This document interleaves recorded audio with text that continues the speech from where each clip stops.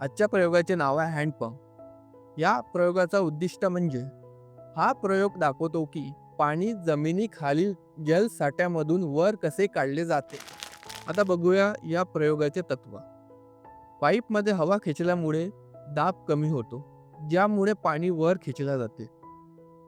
येथे खाली पाईपमध्ये हवा खेचणे आणि दाब निर्माण करणे हे महत्वाचे आहे. हे साध्या दाबाचे तत्व दाखवते. आता बघूया या प्रयोगाला लागणारे साहित्य. ते म्हणजे लहान ट्यूब 3, मोठ्या ट्यूब 2, एक टी कनेक्टर, 2 वॉल, एक सिरिंज आणि 2 प्लास्टिकचे ग्लास. सगळ्यात आधी टेबलवर हे साहित्य या प्रकारे मांडून घ्यायचं. त्यानंतर हे टी कनेक्टर घ्यायचे आणि ह्या 3 लहान ट्यूब घ्यायच्या.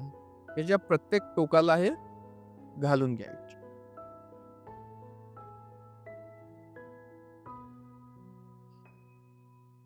या प्रकारे हे तयार होईल. त्यानंतर हे वॉल घ्यायचे.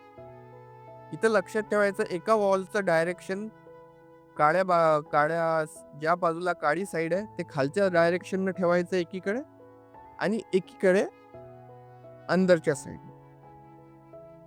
या प्रकारे हे लावून घ्यायचं. त्यानंतर या मोठ्या नळ्या घ्यायच्या. एक इथल्या वॉलला लावायची, दुसरी या बाजूला लावायची.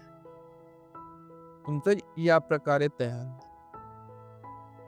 त्यानंतर हे सिरिंज घ्यायची आणि या बाजूला लावून घ्यायची. आता इथे आपण ग्लास घेतले आहे. याच्यात एका ग्लासमध्ये पाणी भरलं आहे आपण, आणि एक ग्लास खाली ठेवायचा. तिथे आपण हे घेऊया. एक नळी इकडे ठेवायची, एक नळी इकडे. जेव्हा आपण हे सिरिंजचं पिस्टन वर करू, हे पाणी वर खेचलं जाईल आणि हे याच्यात येईल. तर हळूहळू हा ग्लास भरायला सुरुवात होईल. हे बघा, हा आहे आपला हँडपंप तयार. आता इथे काय झालं, जेव्हा आपण हे पिस्टन बाहेर खेचलं तर या वॉल मधून पाणी अंदर आलं, आणि या वॉलनं काय केलं, हे पाणी बाहेर जाऊ नये दिलं या बाजूला.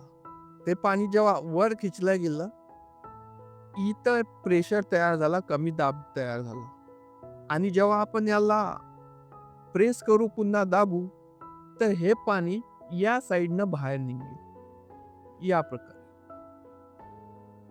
आता इथे काय झालं की कमी दाबामुळे पाणी वर खेचला गेलं, या नळीमध्ये कमी दाब तयार झाला आणि हे पाणी वर खेचला गेलं, आणि जेव्हा आपण यामध्ये दाब वाढवला, तेच पाणी दुसऱ्या बाजूला वर खेचून दुसरीकडे निघालं.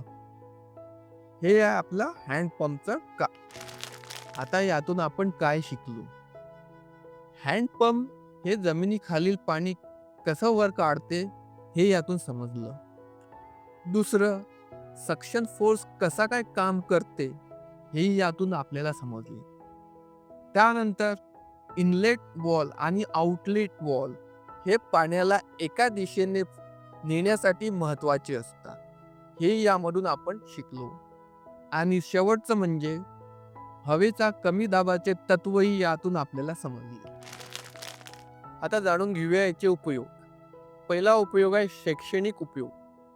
पाणी कसे काय पंपिंग केल्या जाते हे तत्व दाखवण्यासाठी इथे शाळेमध्ये किंवा महाविद्यालयामध्ये हा प्रयोग करण्यात येतो.